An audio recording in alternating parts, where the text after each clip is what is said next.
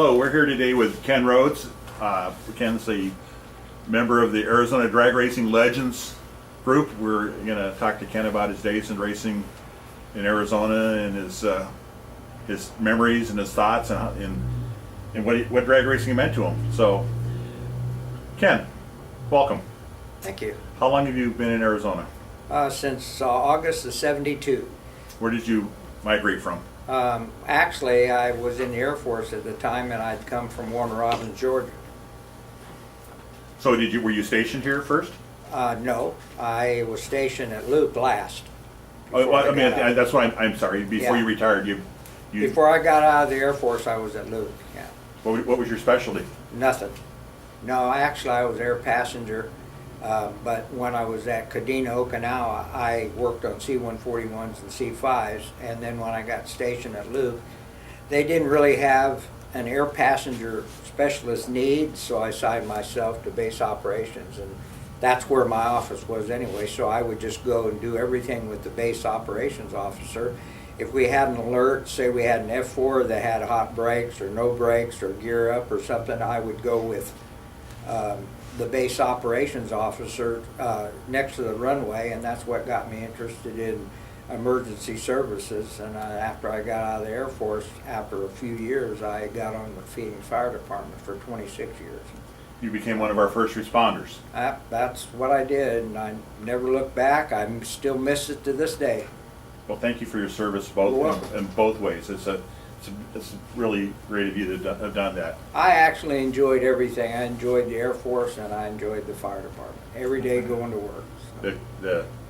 When you were in the Air Force, so when did your interest in drag racing actually start? When did it? Well, it really started when I was in high school. Actually, I was in junior high school and I bought a magazine that said "Build Your Own Dragster," and I couldn't believe that people could do that, and I really wasn't too familiar with it. But as soon as I could.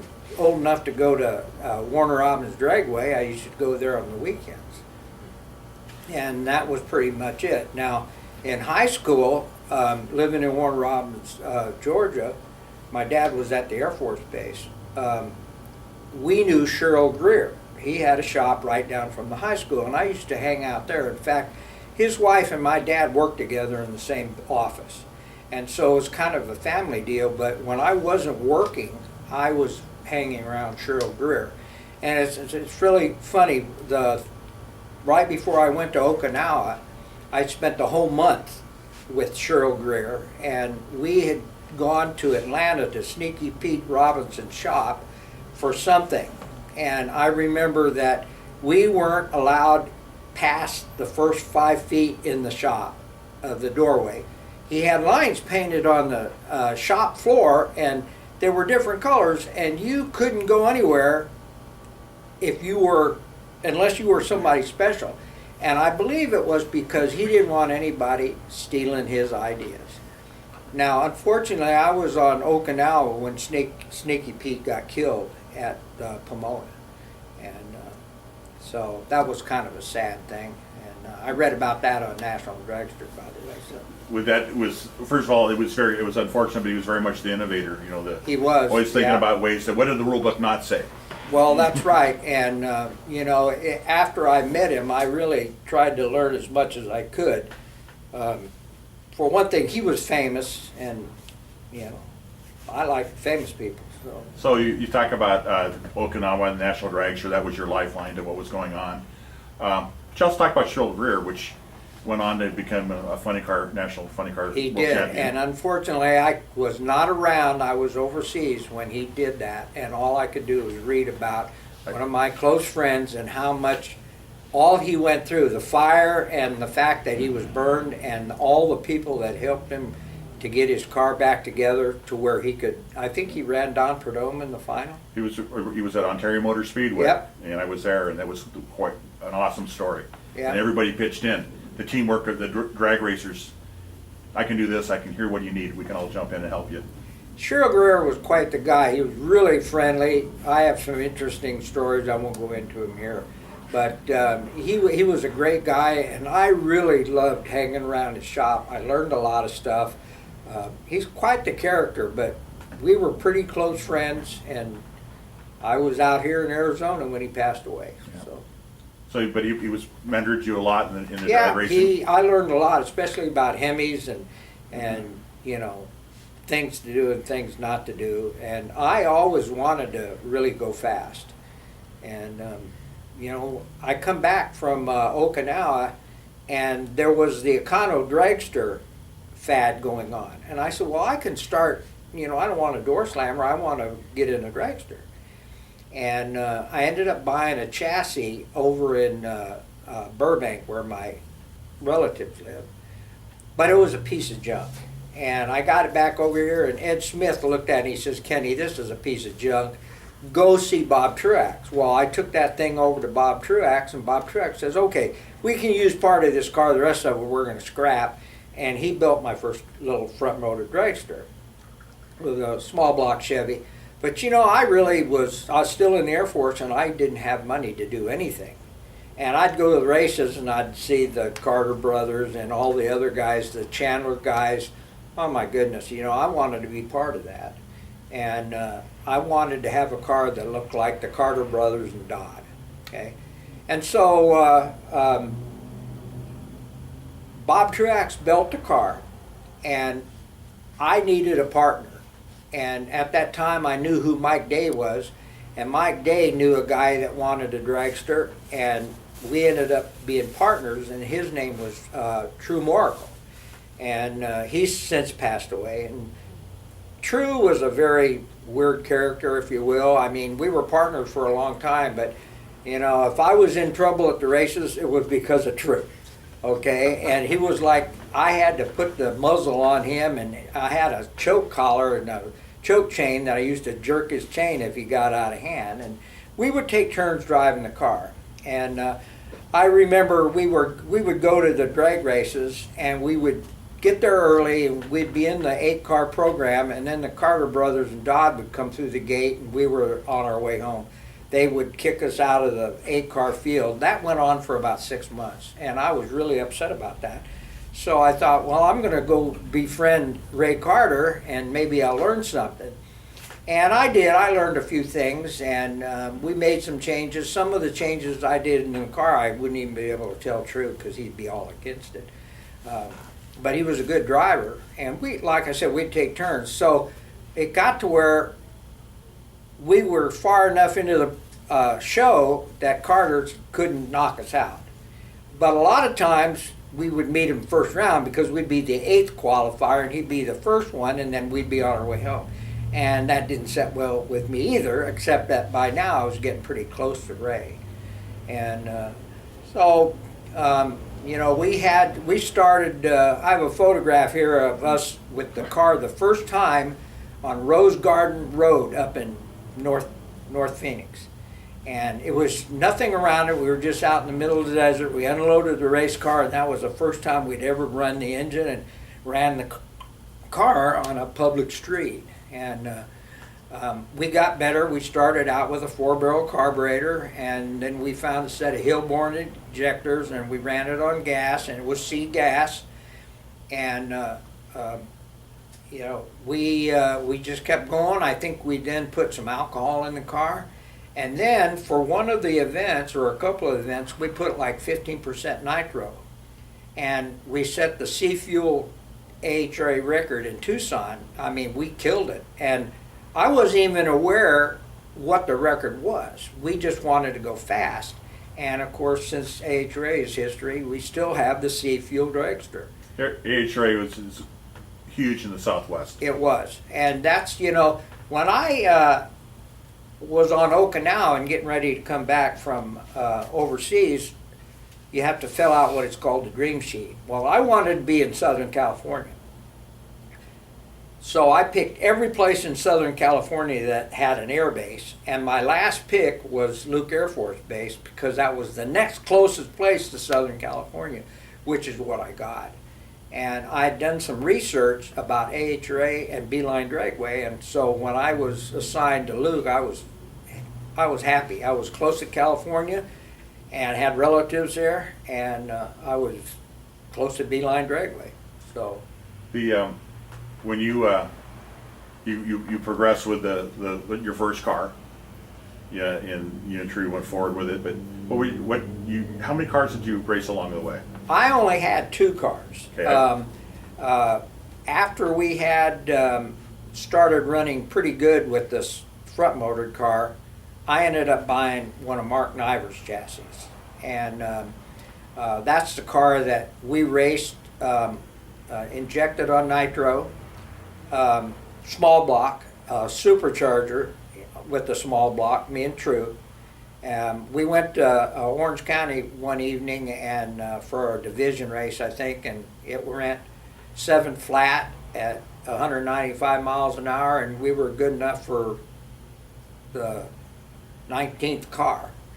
And this was, what class was this? that was in alcohol. It was, blowing alcohol Okay. dragster, pro con. Pro Comp. Yeah, and we were really excited because we were a 19th qualifier, but also I didn't set with us that we weren't in the program. And of course, we were first alternate, which meant nothing when nobody falls out. So, but the car ran fun. It was fun. I learned a lot about it. That was the car. We were test running at Beeline, and I was driving, and I had Steve Hogue in the lane next to me, and I had a clutch that had broke, and I didn't know it, and I'm trying to stage the car, and it's wanting to creep. Well, I get in and turn both lights on, and I bring the RPM up, and I'm waiting on Steve, but the car, I can't hold it. I can't hold it. And Steve crept in the lights, and I just left. Well, we got to the finish line. Steve Hogue gets out of the car. He says, "Kenny, I don't know what happened on the starting line, but I think you ran over Chauvin Emmons." And what had happened was when the car had started to creep, Chauvin, who was standing next to the car, well, I don't know, walked behind me to try to push the car back, and I left the starting line. And they said he got up off the ground all beat up with his cigar broken half. Well, the next he was gone by the time we got back to the starting line. And the next morning, I took Ray and Carol Carter with me Protection. for protection to go over and see him. He was all beat up. I felt terrible, but I didn't even know he was back there. Right. And so that's one of my more infamous drag racing things. Carol was good for protection. You like Carol. Yeah. So, I mean, she Yeah. probably comped a lot of people. Well, I was pretty close to both Ray and Carol and the kids, and still am. I ended up living with them for 3 months before I could get into my house. You also, so you ran the car, you had a great sponsor. I had Whataburger for 4 years. Now, it wasn't a big sponsor, it was just a local sponsor.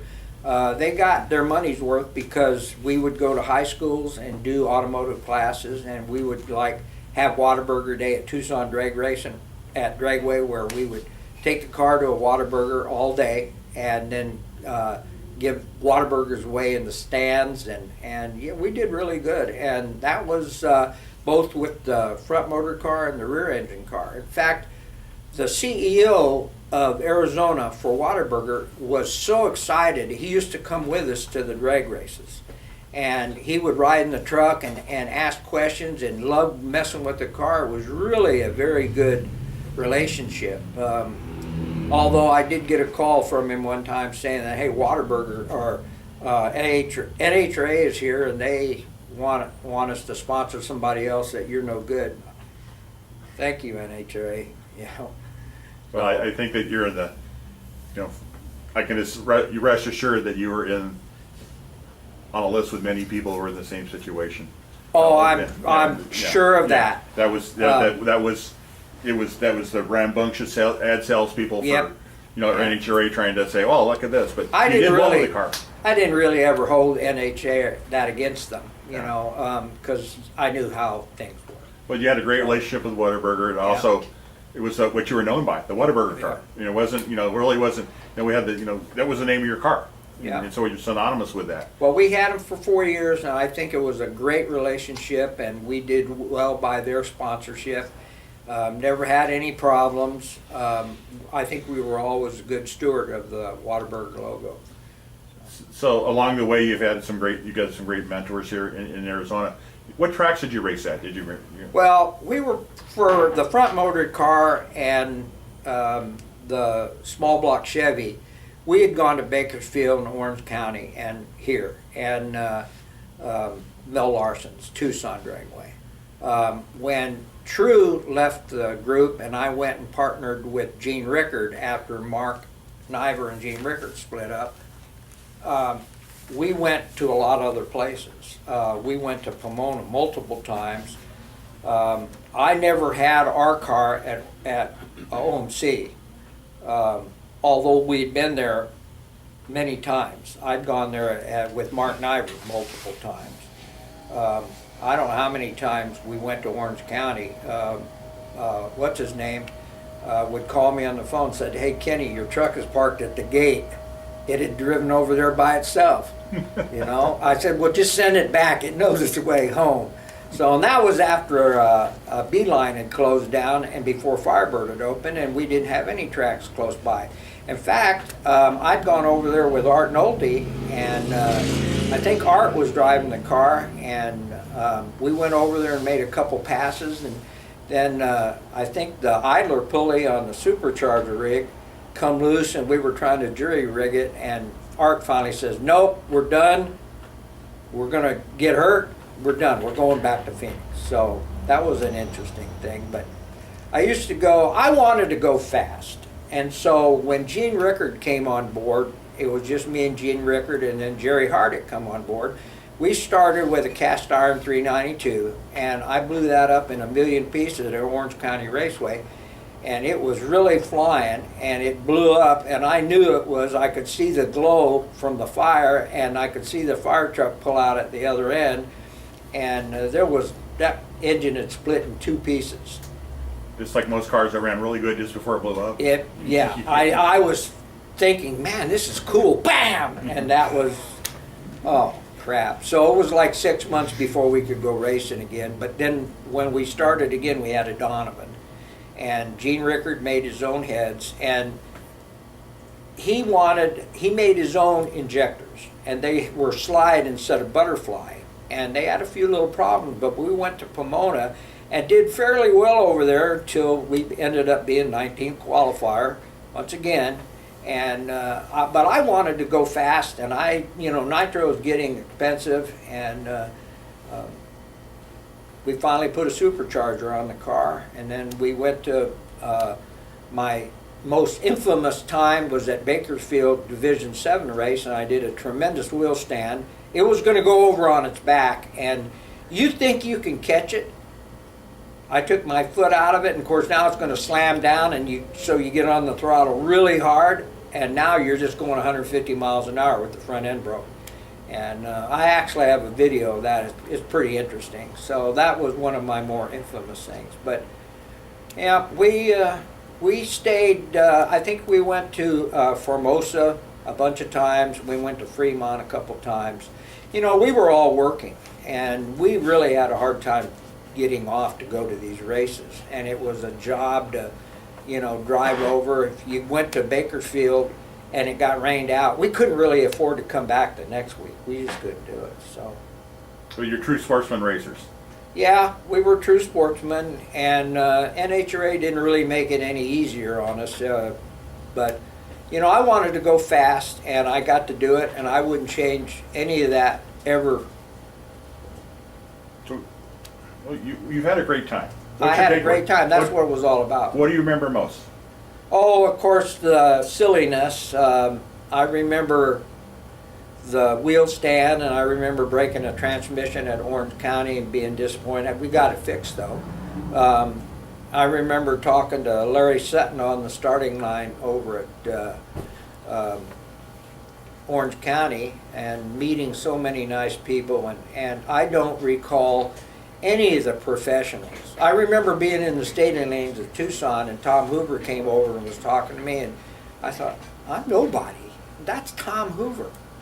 And that was really cool. Visiting with Don Gartles one-on-one, that was cool. You had something in common, you were racers. Yeah. So the personalities and the friendships and the people along the way, yeah.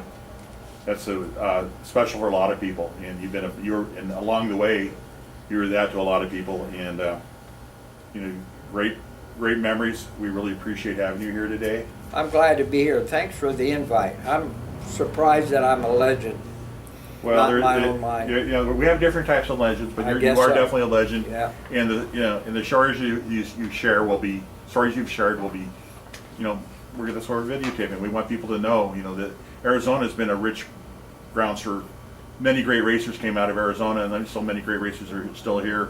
Yeah. And you know, you along the way got other people inspired to go racing, and you should be very proud of that. And thank you for your time, and once again, thank you for your service. Thank you for inviting me. It was a pleasure.